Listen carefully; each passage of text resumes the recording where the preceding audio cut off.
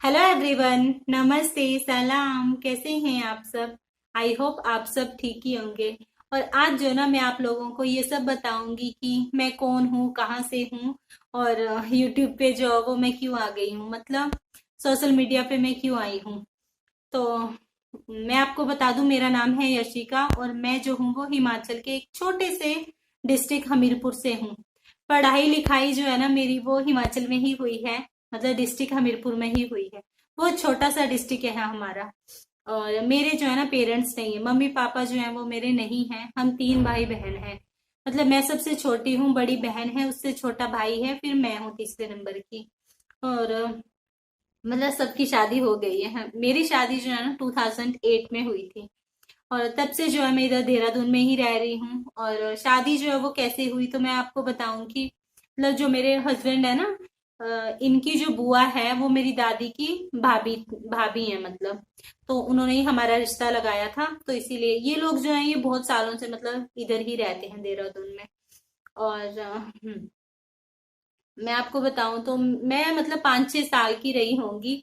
तब जो है ना मेरे पापा जो है वो एक्सपायर हो गए थे, तो उसके बाद जो है ना 1 साल मतलब आप बोल सकते हैं कि बहुत बुरे दिन देखे हैं हमने।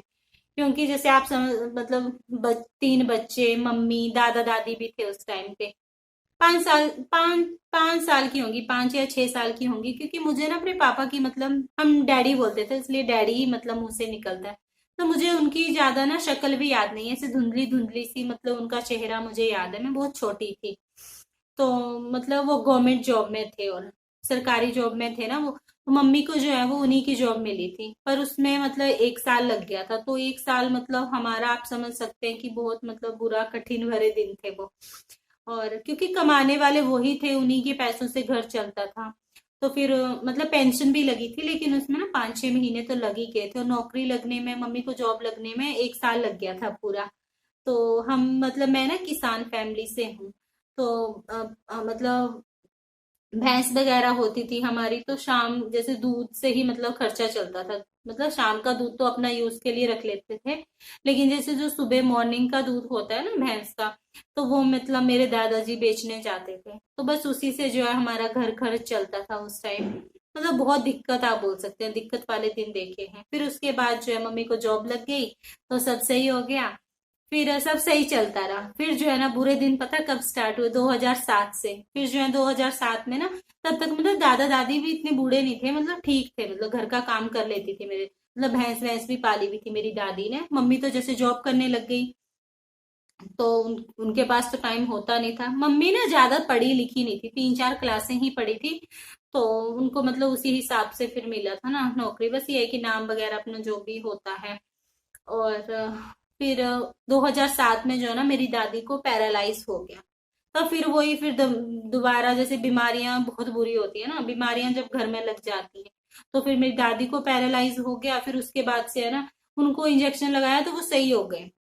और फिर उनको ना डॉक्टर ने बोला था कि नंगे पैर नहीं चलना, फिर वो मतलब नंगे पैर चले, फिर उनको दोबारा अटैक पड़ा, तो फिर दोबारा जब अटैक पड़ा तब फिर वो ठीक नहीं हुई। तो फिर उसके बाद जो है वो वैसी हो गई। फिर उसके 4-5 महीने के बाद जो है मेरे दादा दादा एक्सपायर हो गए। वो हुए थे 2008 मई में हुए थे वो एक्सपायर। और 2008 नवंबर में ही मेरी शादी थी, मतलब मेरी शादी से 5-6 महीने पहले मतलब एक्सपायर हो गए थे वो। उनको मतलब वो तो सही थे, बस उनको पता ही नहीं चला, दिन में जैसे तबीयत खराब हुई और 5 मिनट के अंदर जो है ना उनकी सांस निकल गई थी, मतलब चलते फिरते। मतलब बहुत अच्छी मौत बोल सकते हैं। 80 साल के होंगे वो जब हुए थे ना एक्सपायर, जब वो 80 साल के थे। फिर उसके बाद जो है जैसे मेरी दादी को पैरालाइज था, मेरे दादू मतलब बचे नहीं। फिर मम्मी को ना मम्मी हमीरपुर में रहती थी सिटी में, और घर जो है ना हमारा मतलब वहां से 24-25 किलोमीटर दूर था थोड़ा। तो फिर दादी को वहां ले आए। फिर नवंबर में मेरी शादी हुई थी। फिर मेरी शादी के 1-1.5 महीने के बाद ही मेरी दादी भी एक्सपायर हो गए थे। फिर उसके बाद जैसे मतलब क्योंकि उनको पैरालाइज था तो दवाइयां भी चली हुई थी, लेकिन वही ना मतलब एज के हिसाब से इम्प्रूवमेंट नहीं हो पा रही थी। फिर उसके बाद जो है फिर भी सही था, फिर सब सही 2-2.5 साल तक फिर सही रहा। फिर उसके बाद जो है मेरी मम्मी की तबीयत खराब रहने लगी 2010 से। 2010, हाँ 2010 से ही रहने लगी थी। 2010 में उनको हार्ट अटैक पड़ा था। फिर उसके बाद जो उनकी दवाइयां शुरू हो गई। और फिर 2012 में जो है वो एक्सपायर हो गई। उनका ना ऑपरेशन नहीं हुआ था, मतलब उस टाइम ना हमीरपुर में हार्ट का कोई डॉक्टर भी नहीं था 2010 में। तो जैसे डॉक्टर ने हमें बोला था कि या तो आप शिमला जाओ या फिर मंडी जाओ। तो हम लोग जैसे मंडी गए थे, फिर वहां पे उनका टेस्ट हुआ तो उसमें यही आया था कि हाँ, मतलब इनकी ब्लॉकेज आई थी ना कुछ, तो मतलब ऑपरेशन के लिए डॉक्टर ने मना किया था कि दवाइयां ही मतलब चलाओ। तो फिर दवाइयां तीनों टाइम इतनी इतनी दवाइयां खानी होती थी। मतलब मेरी तो शादी हो गई थी, लेकिन मम्मी मेरे पास भी आके रही थी 1 डेढ़ महीना यहाँ पे देहरादून में। पर फिर वही है ना कि मतलब ज्यादा छुट्टियां नहीं ले सकते थे, फिर वही मतलब बीच बीच में जैसे ज्वाइन करना पड़ता था उनको, एक एक दो दो दिन के लिए। फिर उसके बाद जो खाना मतलब हाथ में ऐसे उठाने में ना उनको बहुत दिक्कत सी होती थी। और मतलब वो एक, मतलब बोल सकते हैं कि वो दिन ना मतलब बहुत बुरे थे। हॉस्पिटलों के दिन, हॉस्पिटल के चक्कर काटना बहुत मुश्किल होते हैं।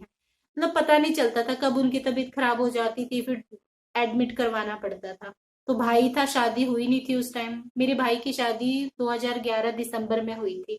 और मम्मी जो है वो 2012 में 13 जनवरी को एक्सपायर हो गए थे।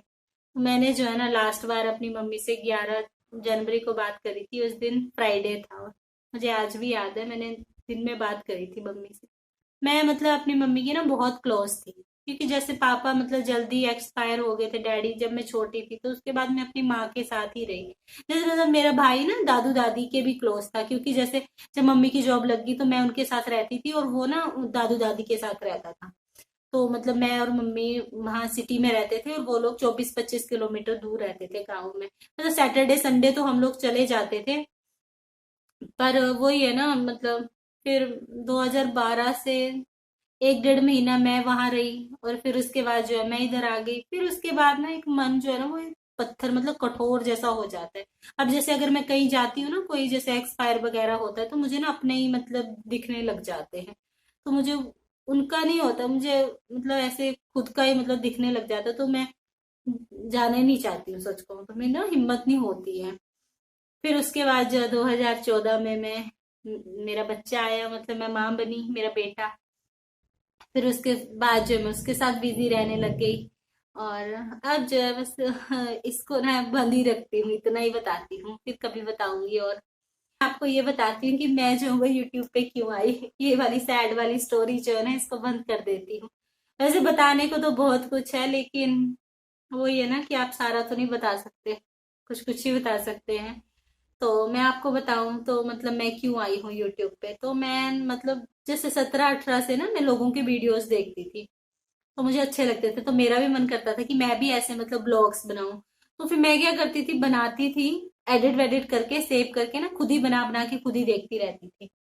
कोरोना में भी मतलब मेरे को ना बड़ा, फिर मतलब जैसे 17-18 में तो नहीं बनाती थी उस टाइम, तो बस ऐसे देखती थी लोगों के। और जैसे हस्बैंड मना करते थे कि नहीं बनाने हैं, मतलब जैसे मैं बोलती थी, तो फिर कोरोना में भी बड़ा मन करता था कि नहीं यार मुझे भी बनाने हैं। तभी भी नहीं बनाए। फिर पिछले साल तो मैंने मतलब बना के पब्लिक ही कर दिया। फिर मैंने कहा नहीं मुझे बनाने हैं। फिर बोला कि चल बना ले, तो फिर मैंने बना लिए। और सही है, मतलब जब मन करता है आपका तो। शौक शौक भी है मुझे वीडियो बनाने का, और ये भी बोल सकते हैं कि भाई पैसा भी है सोशल मीडिया पे, क्योंकि ऐसे तो कोई भी अपनी लाइफ पब्लिक नहीं करता है ना। तो मुझे तो कोई शर्म नहीं है इसमें बोलने में, पर पैसा आने में तो अभी बहुत टाइम लगेगा, उसके लिए तो बहुत मेहनत करनी पड़ती है।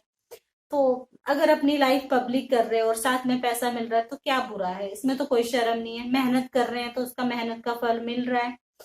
तो बस यही है। और अगर आप लोगों का साथ रहा, अगर आपको मेरे वीडियोस अच्छे लगे, तो क्या पता जैसे आज ना, और हाँ, थैंक यू, आज ना मेरी यूट्यूब फैमिली जो है ना वो 300 की हो गई है। मतलब आज मेरे 300 सब्सक्राइबर्स कंप्लीट हुए हैं।